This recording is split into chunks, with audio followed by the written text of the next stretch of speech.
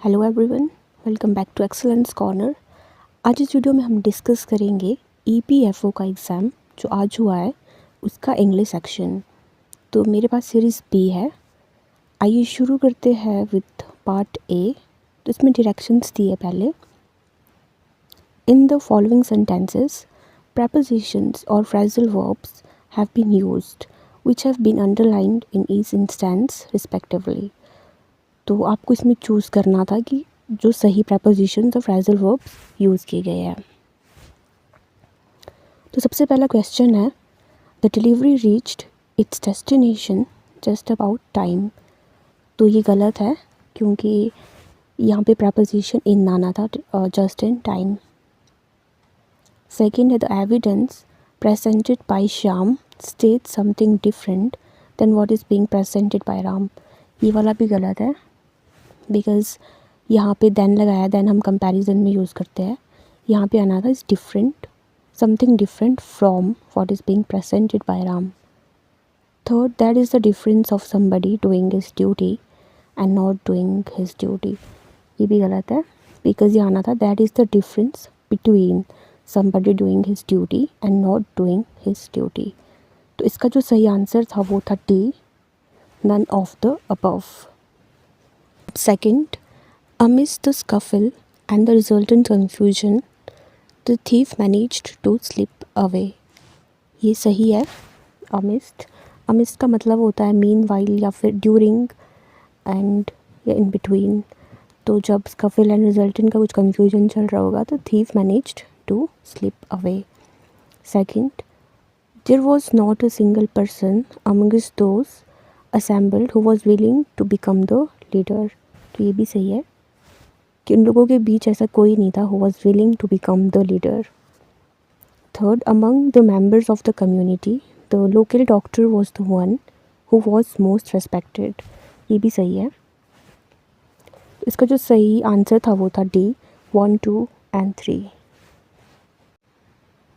Third, Raj's apartment was 3 floors underneath the Subramaniam residence। तो ये गलत था बिकॉज़ इसका जो सही आंसर था, जो सही preposition था वो था below the Subramaniam residence। Second, there was little space below the tin roof and the scaffolding for the squirrel to hide in।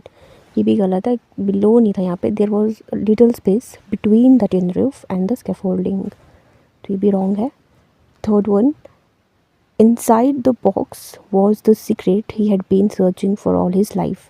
तो ये सही था, ये ग्रामेटिकली सही बैठ रहा है क्योंकि बॉक्स के अंदर कोई सीक्रेट था that he had been searching for all his life.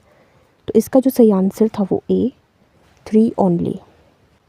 Okay, fourth, the ship put in at the first available port to repair its damaged hull। तो ये सही है। put in का मतलब ही है कि अराइव होना कहीं पे। Second, the advertisement was put out for wide circulation. ये भी सही है। पुट आउट का मतलब होता है टू रिलीजिंग या फिर publishing something. Third, the matter had become so urgent that it could not be put off for another day.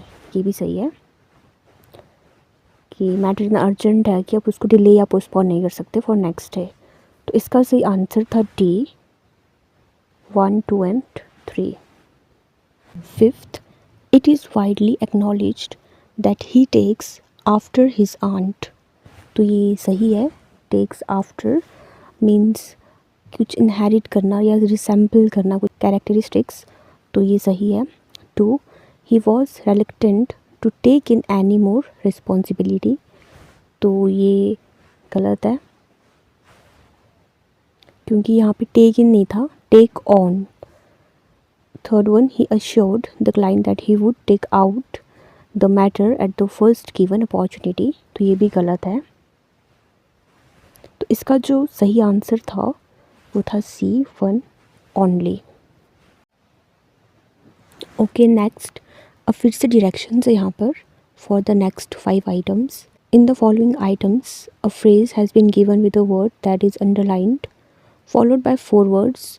Select the option that is closest in meaning to the given word. In short इसमें आपको synonym देखना है। तो sixth, The fact that the deliberations were carried out in a cordial manner pleased the old guard very much.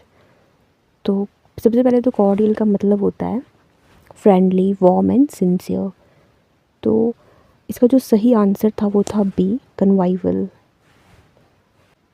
7th, his views on the matter have been impugned by those evaluating his role in the community as its erstwhile ruler. Impugn का मतलब होता है to attack someone's decision या फिर to challenge someone's decision.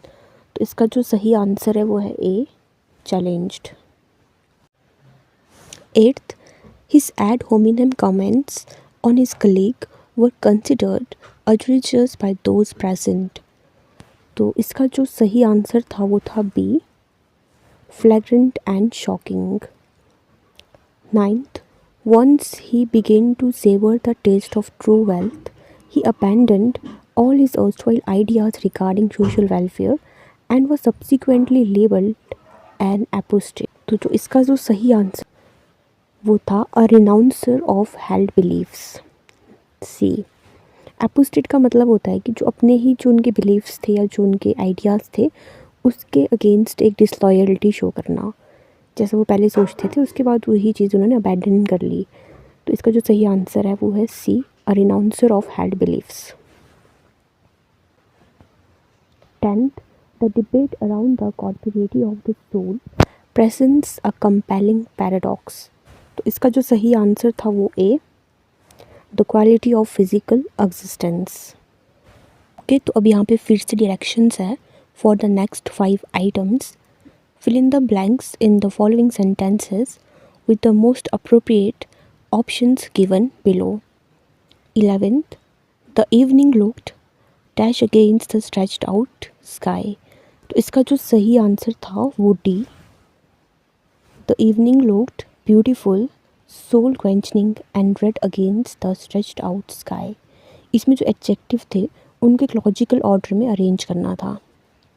12th, summer dash be really hot at times so make sure you stay hydrated. तो इसका जो सही आंसर था वो था कैन मॉडल, क्योंकि कैन का जो मतलब है वो आपका पॉसिबिलिटी शो करवाता है एंड एबिलिटी.